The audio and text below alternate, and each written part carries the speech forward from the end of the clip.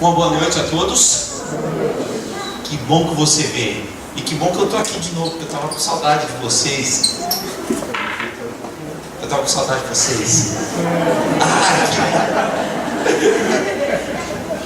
Minha baixa autoestima, eu vou te falar, eu preciso. Mas que bom estar aqui de novo, olhar vocês daqui. Não dá para olhar muito bem não, tem umas luzes que atrapalham um pouquinho, mas pelo menos dá para ver um pouquinho. Hoje nós vamos falar sobre crise. Você já sentiu crise na vida? Você passa por crise? Como sobreviver aos tempos de crise, então? Eu acho que é o que mais está saindo nos jornais, não é verdade? Como sobreviver aos tempos de crise, como você vencer a crise, e crise de várias maneiras, mas o que está em foco é a crise econômica.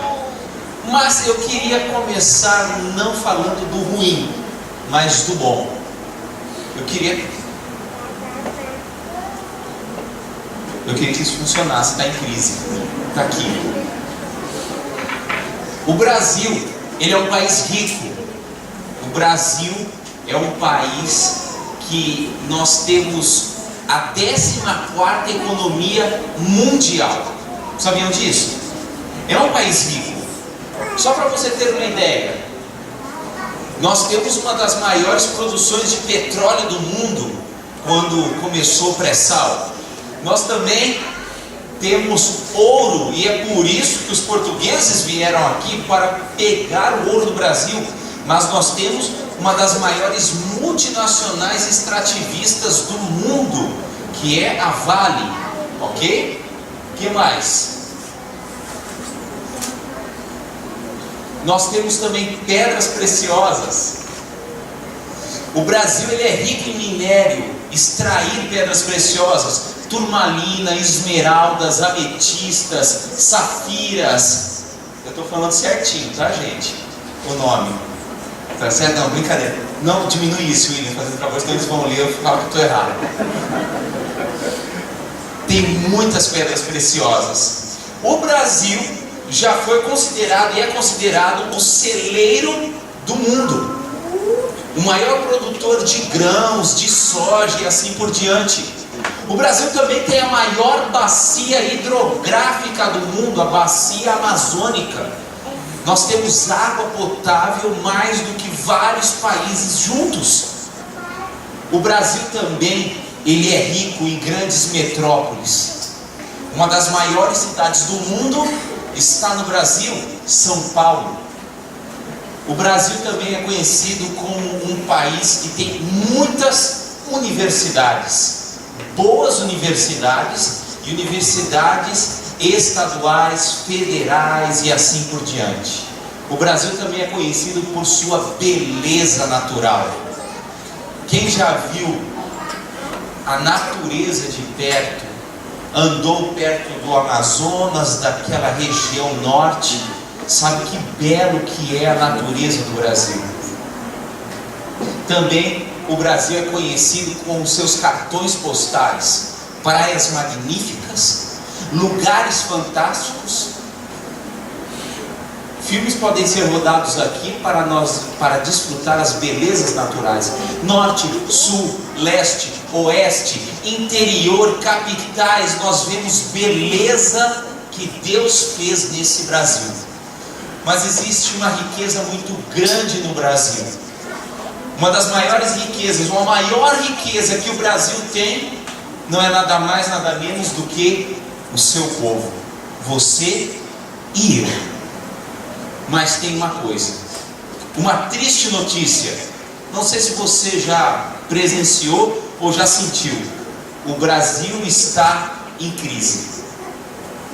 O Brasil está em crise e você sabe disso. Só para você ter ideia, o PIB, o Produto Interno Bruto do Brasil, está caindo e o nível de divisão de renda está aumentando cada vez mais. A base da pirâmide está aumentando, está vindo para cima. Só 1% da população do Brasil tem salários assim estratosféricos, grandes. A maior parte do brasileiro não ganha bem. Também o desemprego está assolador. Esse ano nós batemos o recorde de 1 milhão de desempregados. O comércio, 5,9% fechou as portas nesse primeiro trimestre de 2016. O setor de serviços está em queda vertiginosa também. O Risco Brasil está cada vez pior. As casas grandes de crédito do mundo não estão mais querendo aplicar dinheiro no Brasil. Você sabe disso? Então, vem a pergunta: o que fazer com a situação em que nós estamos vivendo? Como consertar a crise? Como consertar o nosso Brasil, que é tão rico, tão especial, tão querido, com um povo tão diversificado, que dá um jeitinho para tudo? Como consertar o Brasil? Bem, eu acho que se você quer consertar um país, quer consertar alguma coisa, no mínimo você tem que ter saúde para consertar essa coisa, não é verdade? No mínimo tem que ter saúde. Então nós podemos consertar o Brasil pela saúde. Será que dá para consertar o Brasil pela saúde? Daria. Mas tem um problema: 52% dos postos de saúde não tem um aparelhinho para ver raio-x. Sabe aquele aparelhinho, aquela televisãozinha que você coloca o raio-x assim e vê? É negatoscópio, é isso, né? Negatoscópio. 29% dos UPAs não tem o aparelhinho de medir coração, como que chama? Estetoscópio. 32% dos postos de saúde no Brasil não tem o esfigmomamômetro. É por aí mesmo. É um negocinho de medir pressão. É isso, né? É isso. Não tem o aparelho de medir pressão. Só para você ter uma ideia, uma agência dos Estados Unidos, a Bloomberg, ela fez uma cotação entre os países para ver a saúde. Ela analisou 38 países a respeito da saúde e classificou eles. O Brasil pegou a última posição. Fora que nos postos estão faltando medicamento, equipamento para os profissionais usarem, quando o posto não está totalmente fechado. Dá para a gente consertar o Brasil pela saúde? Está meio complicado. Mas todo mundo sabe, e os teóricos dizem, que para você consertar um país, para você consertar uma nação, você precisa de educação, uma educação forte. Então vamos usar a educação para consertar o Brasil. Pasme, 731 mil crianças não têm condição de ir para a escola no Brasil hoje. Por quê? Porque não tem escola. 20% dos jovens com seus 16 anos, 18 anos, não vão na escola. Não é porque não querem, porque não tem vaga. E os que vão na escola não conseguem interpretar um texto de maneira correta. A revista Brasil Escola, uma revista super conceituada, diz que foi feita uma pesquisa e o Brasil, de 65 países, pegou a classificação número 39 em respeito de educação. Será que dá para nós consertarmos o Brasil com a educação hoje? Sendo que está faltando professores, sendo que pedagogia está fadado a fechar porque as pessoas não querem mais ser professores. Será que dá para consertar o Brasil desse jeito? Difícil. Então, como podemos consertar o nosso país? Como podemos fugir da crise? Pastor, eu tenho um jeito de fugir da crise. Como você quer fugir da crise? Pastor, a resposta está aqui dentro, com a religião. A religião conserta tudo, certo ou errado? Errado. A religião não vai consertar as coisas. Com a religião você não vai consertar. Sabe por quê? O índice de clérigos, pastores, bispos, padres, praticando abusos sexuais, homossexualismo está crescendo. Só para você ter uma ideia, a revista Veja, alguns anos atrás, soltou um artigo do pastor Valdomiro. Conhecem ele, né? Da Igreja Mundial.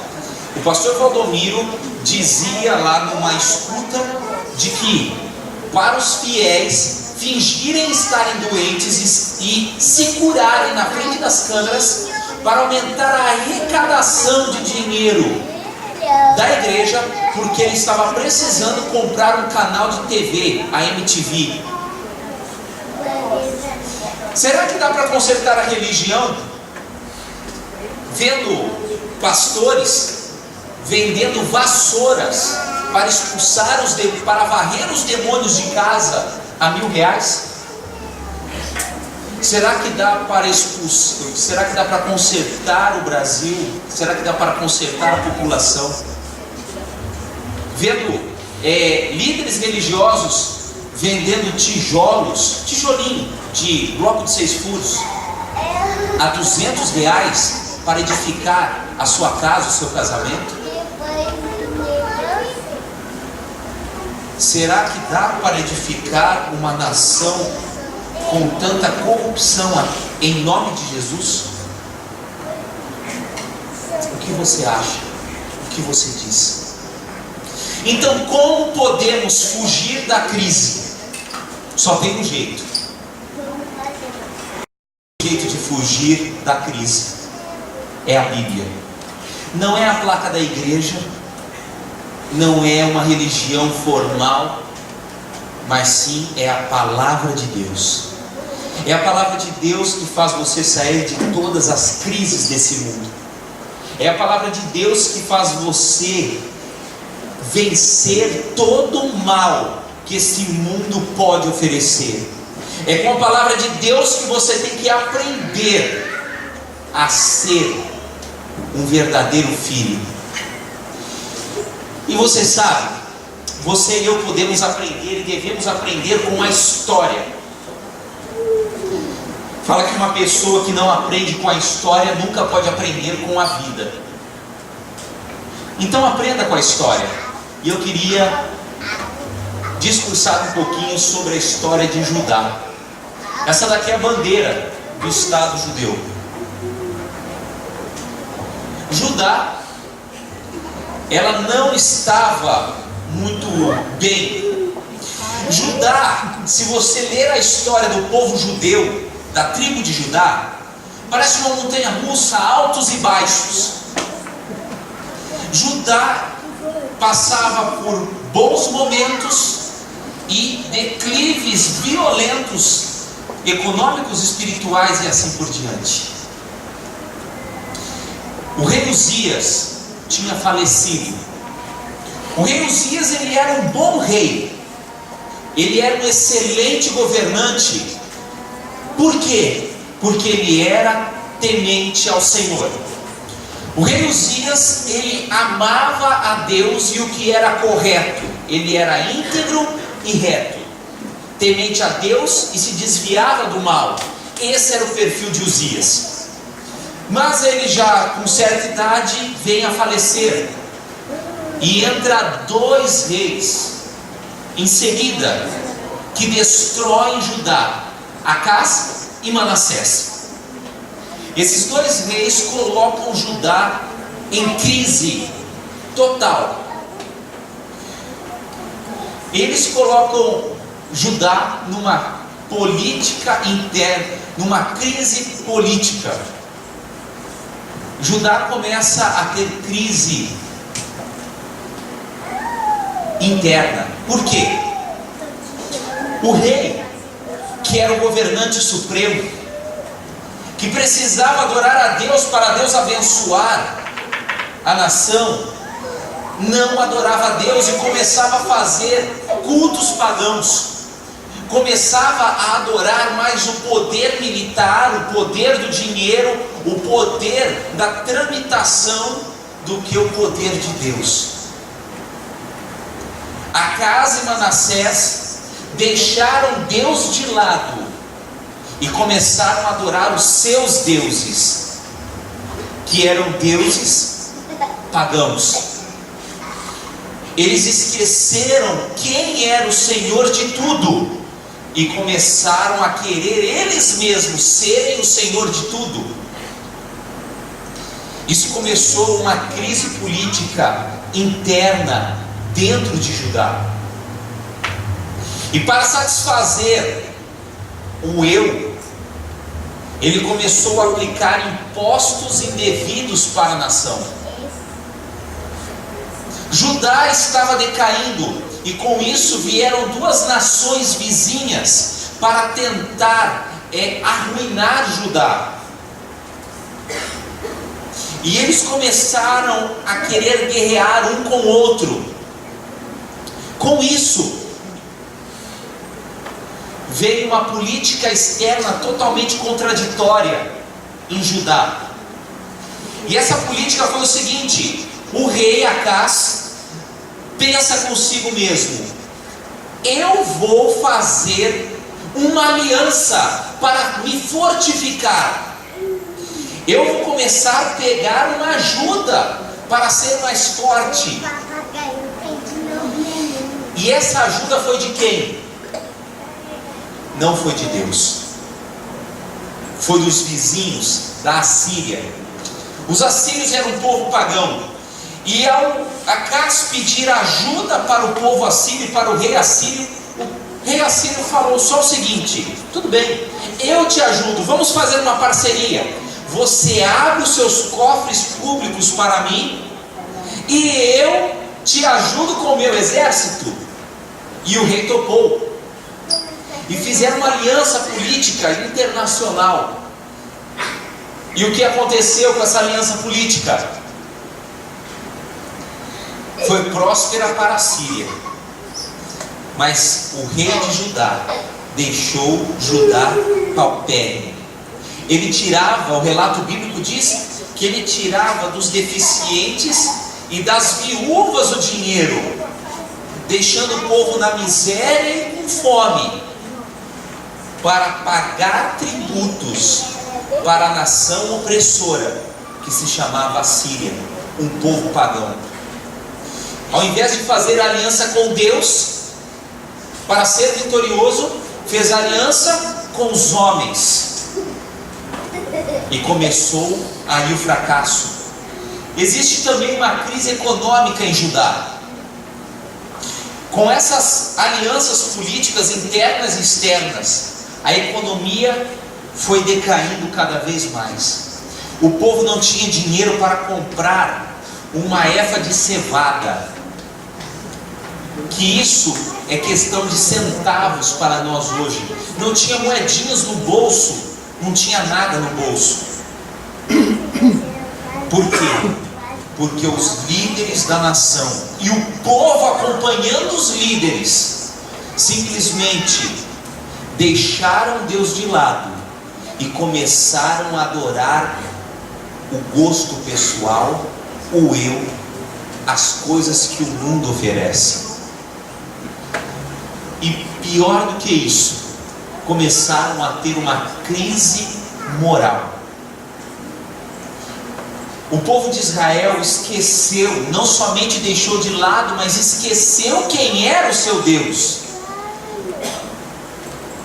O profeta fala que eles eram a pior parte de um animal, porque o animal ainda lembra quem é o seu dono.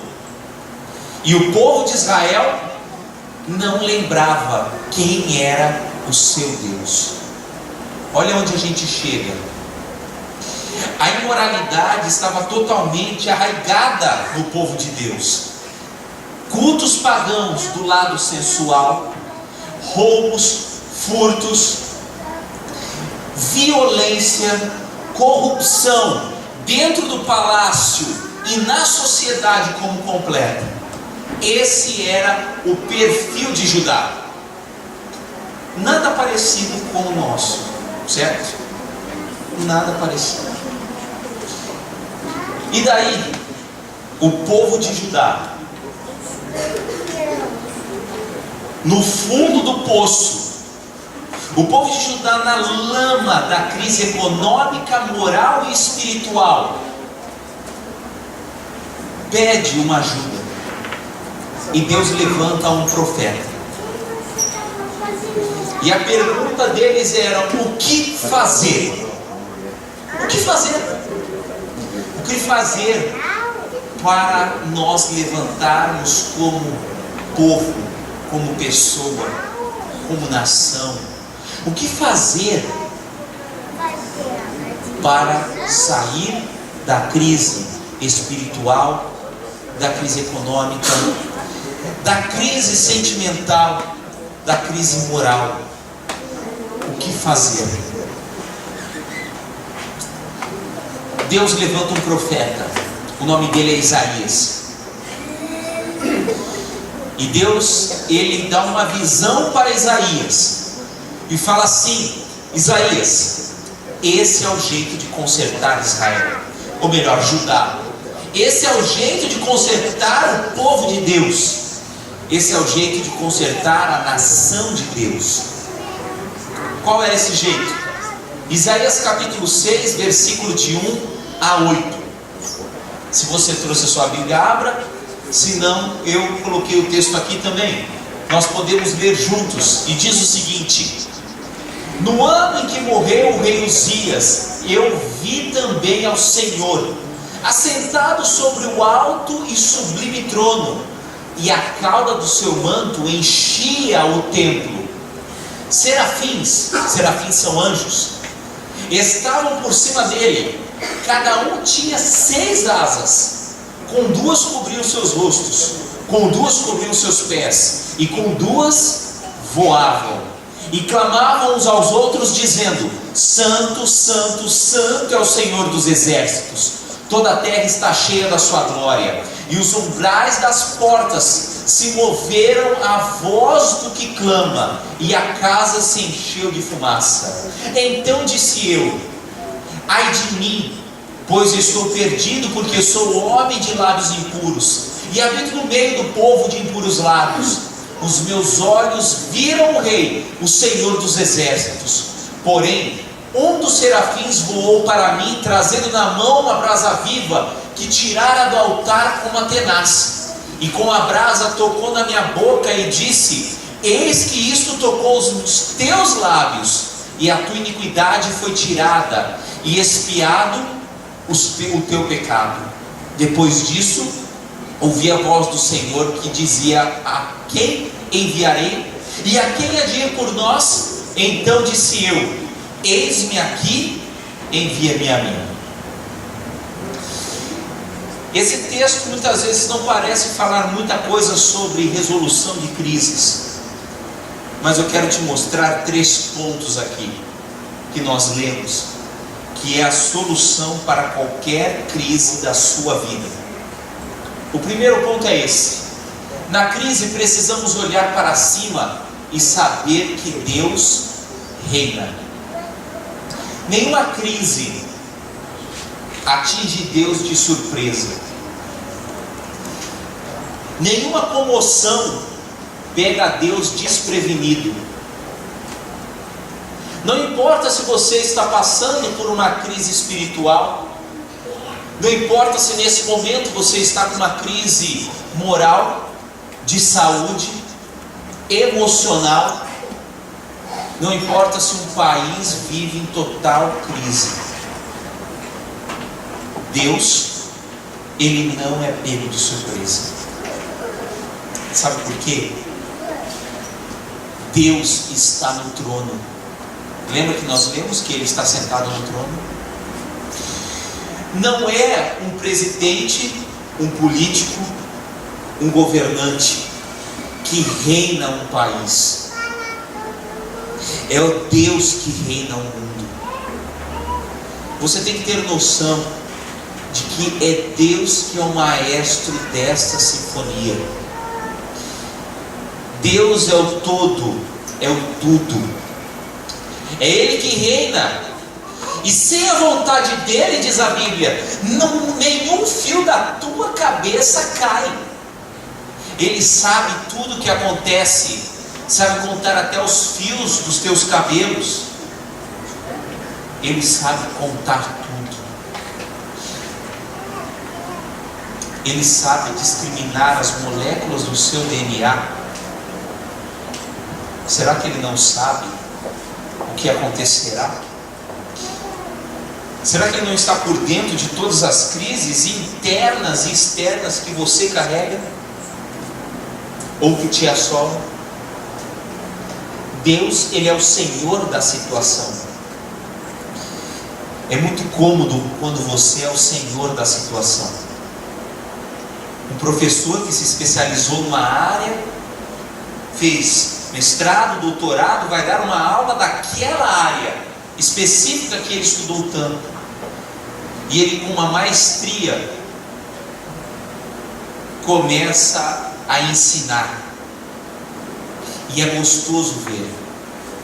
Deus, Ele é o maestro de tudo. Ele não é pego de surpresa. Ele entende tudo e sabe de tudo. Olhe para cima e saiba que Deus reina.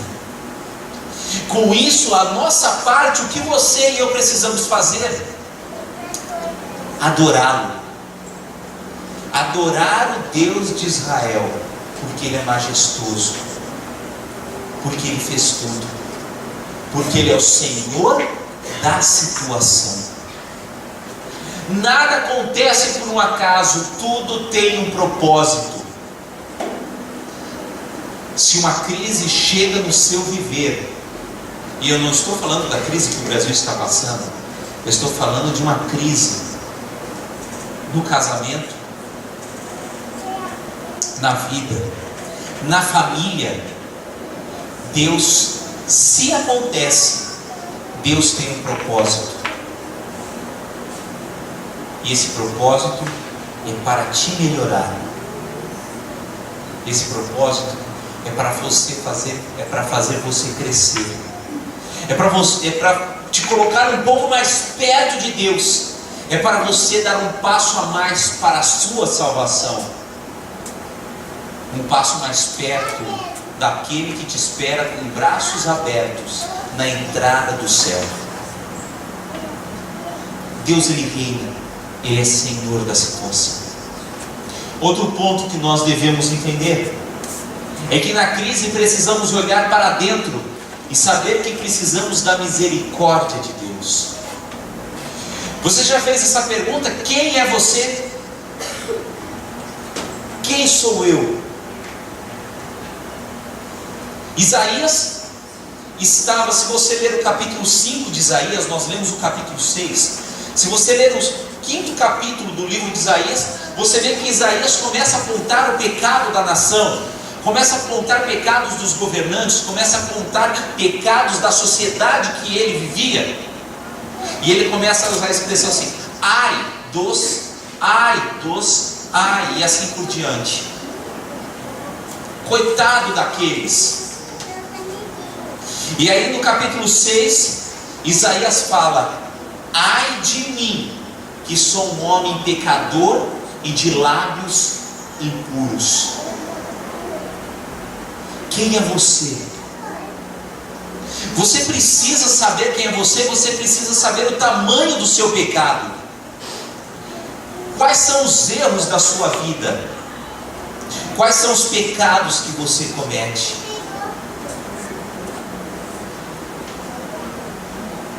Tenha esses pecados de forma clara na sua vida, não para se vangloriar, mas para colocar nos pés do Senhor Jesus, para depositar os erros e fracassos nos pés de Cristo.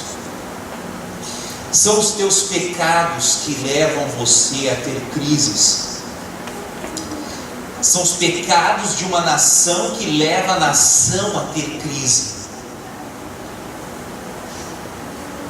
Quais os teus pecados? Não importa o tamanho dos teus pecados. Você pode até gritar e dizer: ai de mim, que tenho esse pecado. Mas sabe de uma coisa? O anjo do Senhor, e quando a Bíblia fala o anjo do Senhor, é o próprio Deus, é o próprio Jesus.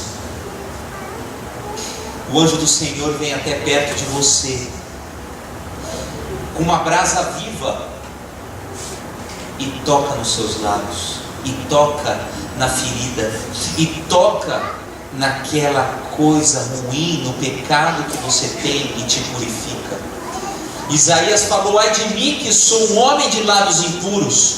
O anjo do Senhor, o próprio Deus, sai lá do céu, do trono da onde ele estava, e vem com uma brasa viva tirada do altar, e toca o que era impuro de Isaías, que era a boca.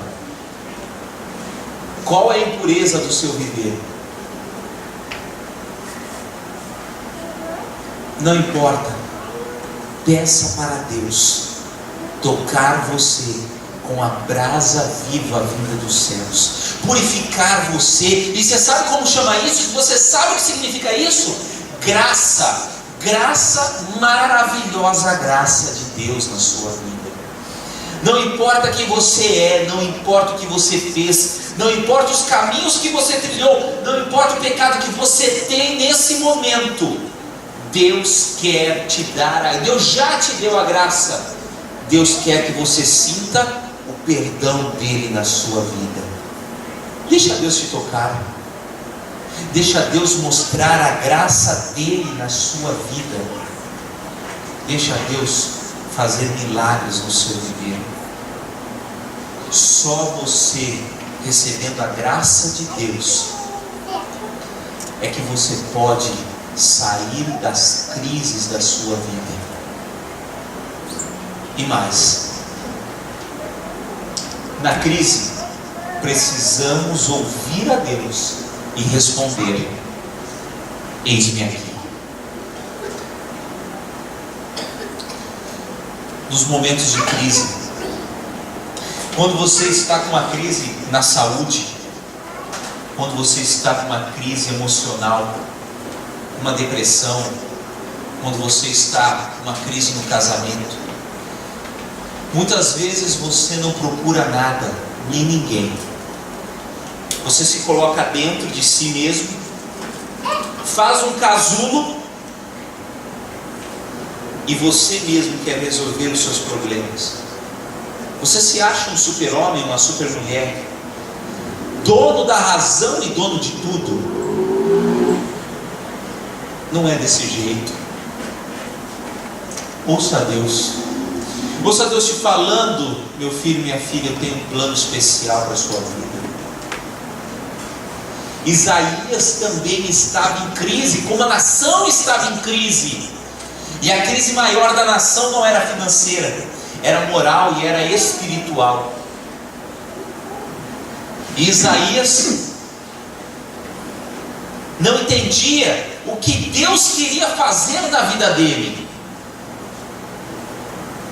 Isaías não entendia que Deus queria usá-lo, queria amá-lo, queria ter ele perto dele. Então Deus chama Isaías: quem eu vou enviar? Quem eu vou tocar? Quem eu vou livrar primeiro dessa crise, para fazer alguém mais feliz, alguém mais correto, alguém mais puro, alguém mais íntegro? Isaías responde: eis-me aqui, Senhor, eis-me aqui. Entende uma coisa: no meio da crise, Jesus salva. Jesus salva o seu viver. Jesus salva você hoje e sempre. Qual é a crise da sua vida? Qual é a crise que você está passando nesse momento? Será que você está aqui perto do seu esposo, da sua esposa, de mãos dadas até? Mas faz quantos dias que vocês não conversam em casa?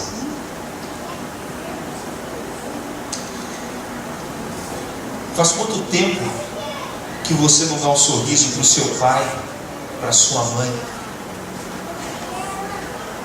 E eles te amam tanto. Faz quanto tempo você estava esperando um resultado positivo daquele exame e você pegou essa semana e o resultado não foi positivo? Era uma doença séria e você entra em crise. Você esperava sair,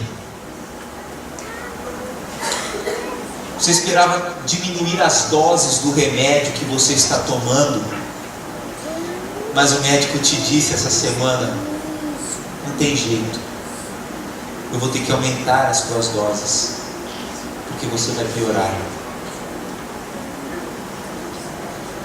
Muitas vezes você, essa semana, lá no emprego, foi chamado na sala do chefe, e o chefe falou: estamos em crise, não dá mais, desculpa. E agora você está na fila com mais de 1 milhão de desempregados, e você não sabe como pagar as contas no final do mês. Papai, é hora do lanche? Muitas vezes seus filhos estão em crise. Quantas vezes você pediu para eles virem na igreja e eles não vieram? A família está se desfazendo.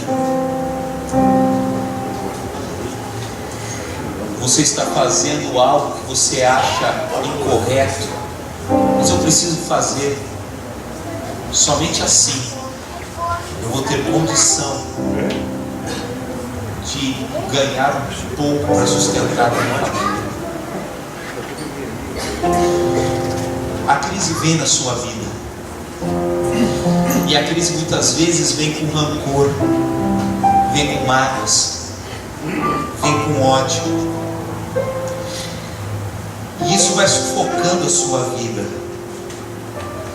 Isso vai fazendo você quase não conseguir respirar.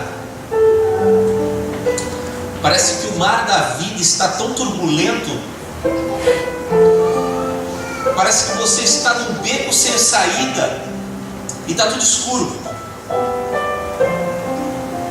Mas saiba, Jesus está contigo.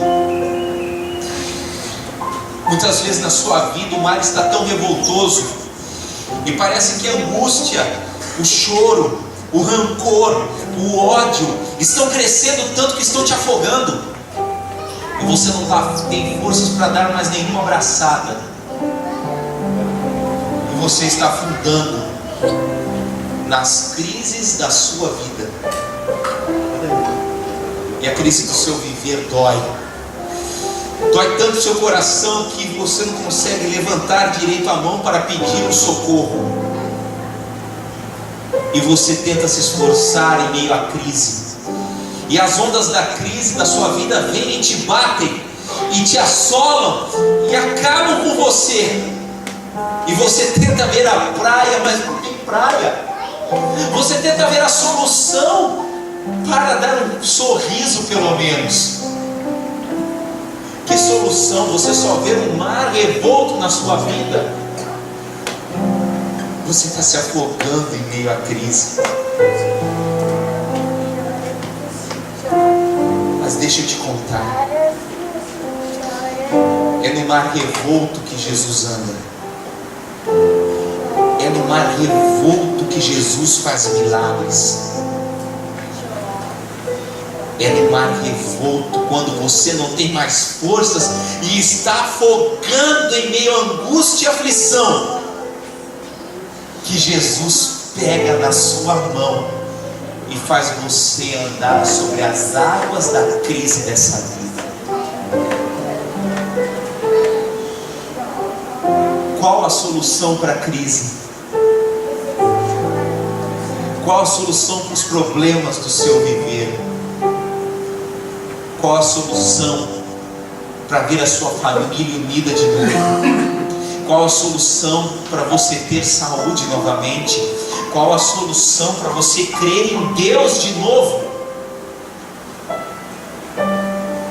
Estenda a tua mão nas águas revoltas dessa vida. Senhor, eu estou aqui. Pega a minha mão porque eu estou afogando.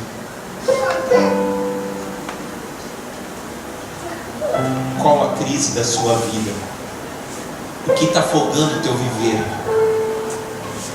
Não importa. Deus, Ele anda sobre as crises, sobre as águas desse mundo, para te dar a vitória. E você, junto com Jesus, vai andar sobre a crise e vai poder sorrir e ser fiel. Vai poder ter esperança num país, num mundo, numa sociedade em que não existe mais esperança. Eu quero fazer um apelo para você nessa noite. Eu não quero saber a crise que você tem. Com certeza você está passando por uma crise nesse momento. Eu queria te convidar a se levantar, estender a mão para o céu, dizer: Senhor, pega na minha mão, eu quero sair dessa crise. Nós teremos uma mensagem musical nesse momento. Enquanto você ouvir essa linda letra, se você quer dizer para Deus: Senhor, me liberta dessa crise, pega na minha mão, porque eu estou me afogando em tanta angústia. Se coloque em pé, como uma prova de que você está estendendo a mão para o céu e dizendo: Senhor, eis-me aqui, me salva, Senhor, por favor, me entrego a Ti completamente, me salva de qualquer coisa que você está passando de ruim nessa vida. Escuta essa música, se entrega a Deus, pede para Ele segurar na tua mão, porque Ele vai te tirar da crise que você está passando.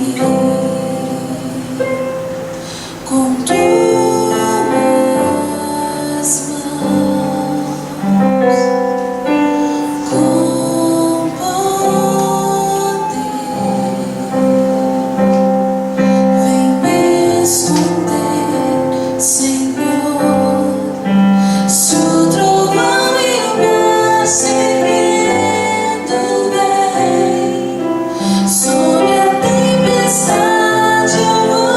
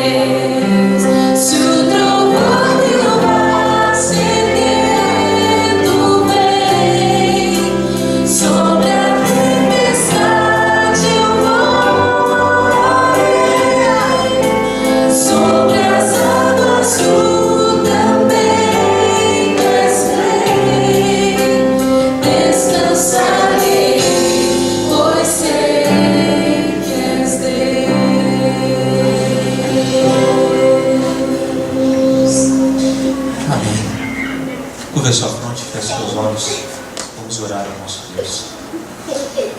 Santíssimo Pai, nós temos a certeza de que esse mundo nos proporciona crises. Nós estamos muitas vezes passando por elas. Chegamos aqui com crises morais, de saúde, familiares, financeiras, econômicas. Senhor, o Senhor é o Deus de tudo. Nada acontece por um acaso sem o Senhor saber.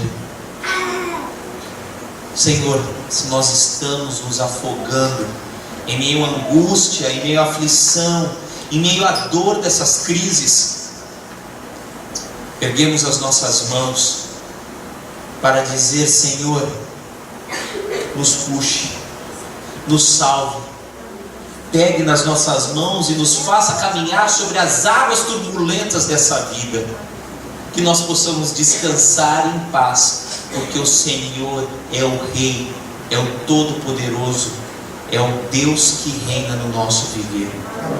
Despeça-nos da tua santa paz, vá à nossa frente, se preciso, nos carregue no colo, Pai amado, para nós termos a alegria e a certeza de que a crise passará e nós iremos, junto com o Senhor, morar nas mansões celestiais.